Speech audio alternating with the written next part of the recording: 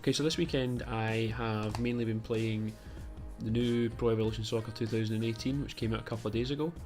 I told a few people that I would do a review this weekend at some point because I've spent a fair amount of time playing it.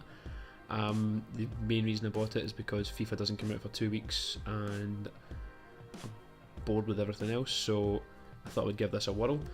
I used to love these games. These Pro Evolution Soccer games used to be phenomenal, and over the last, I don't know, 5 or 6 years, I've just completely fallen away from the franchise. Just didn't enjoy it anymore.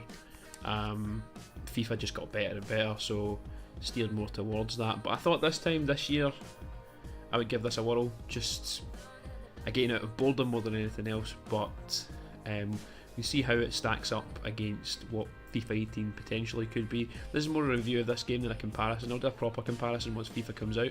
I'll show you some of the stuff in the game and how it kind of compares with what we know about FIFA 18. And take it from there.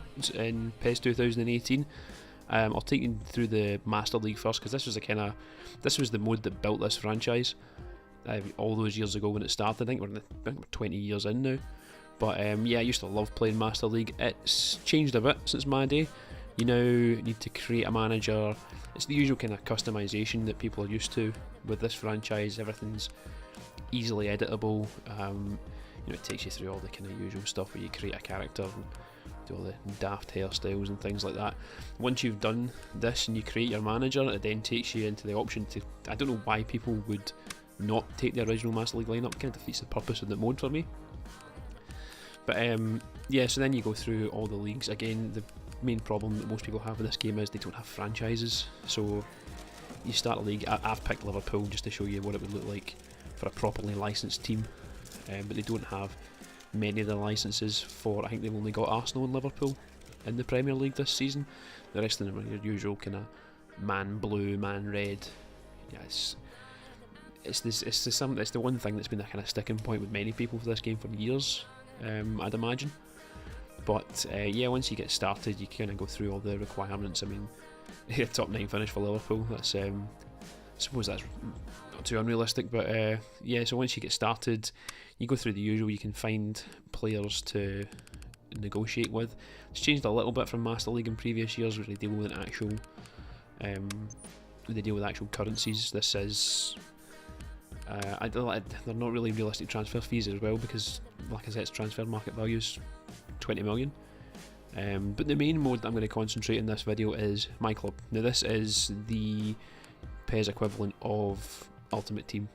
In my eyes, anyway, it is. This is where you can open packs to create players. I say open packs. Open packs is more of a FIFA term. I don't know what they call them. Spins. I don't know. You spin the ball.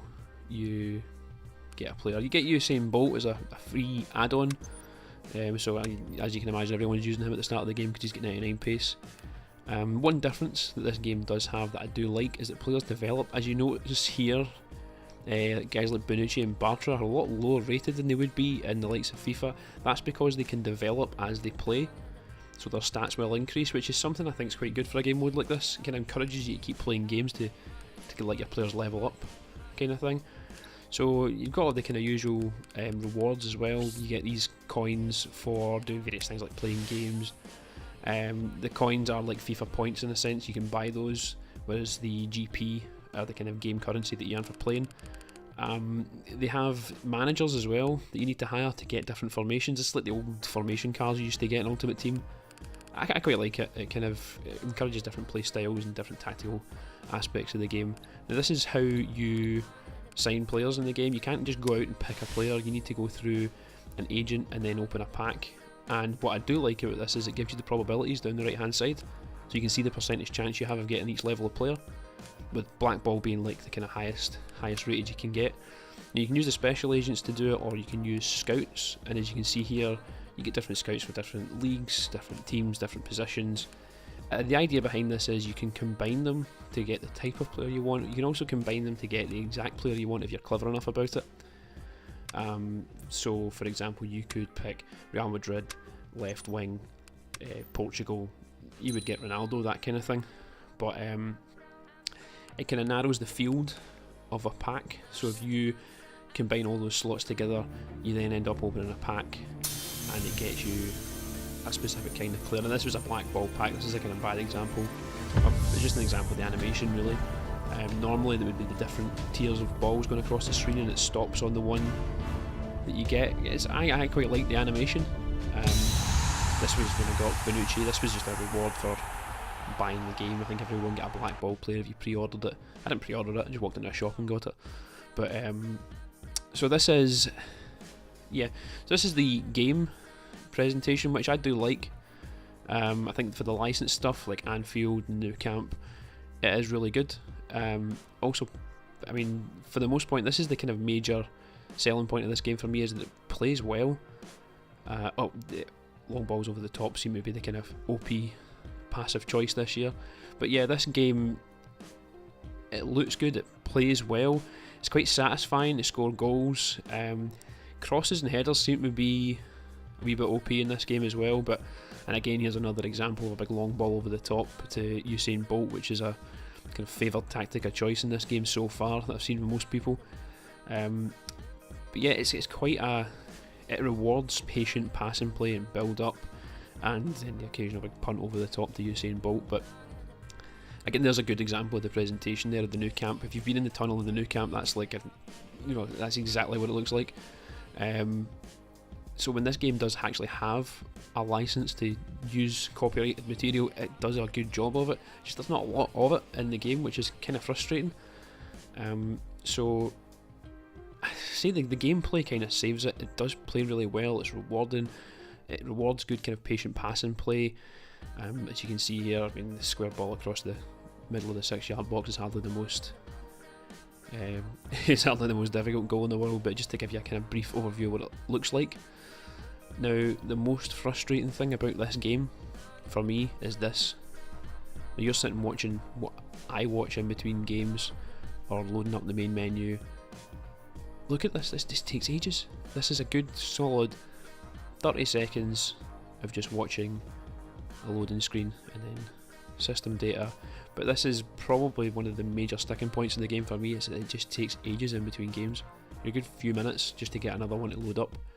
But I suppose the main reason you're watching this is to see how it compares with FIFA. So I've loaded up this goal again that I scored with Dybala, just to give you a kind of side-by-side, like-for-like view to see what the two games look like together. This is a really vibrant, bright-looking game. I'm probably going to tool around with the brightness settings on this to try and darken it down a wee bit, because it is so bright. After playing it for a couple of hours, it does start to mess with your head a little bit. But I mean, that's manageable. It does. I think it does look good. This is next to the FIFA 18 demo, which you can see is a lot darker. But the players are more well rendered, and obviously because you've got the licenses, it just looks better. So for me, I think looking at the two of them and having played the both of them, Pro Evolution Soccer kind of plays a little better, but FIFA just looks so much better. I think it's going to be a tough one to decide this year over which of these two I'm actually going to stick with. I hope that answered some questions that people have about this game. The biggest question, I suppose, that needs to be asked is, will I keep playing this once FIFA comes out? And I'd like to say yes. It does play well. You actually play games. It does play well. Some of the modes are a bit, my club's, I think it's needlessly overcomplicated and a bit frustrating at times, but this is a good football game. Like, if you're playing a game of football, this is a good game. If you ignore all the crap about them not having the licenses and they've just been slightly different to FIFA, this is a good game. I can't definitively say I will keep playing it, but it's okay. Okay, thanks for watching. If you liked this video, please like it below. Hit the subscribe button. I'll link some other stuff that I've done down underneath this. So if you go down here, it'll all be there. And thanks for watching.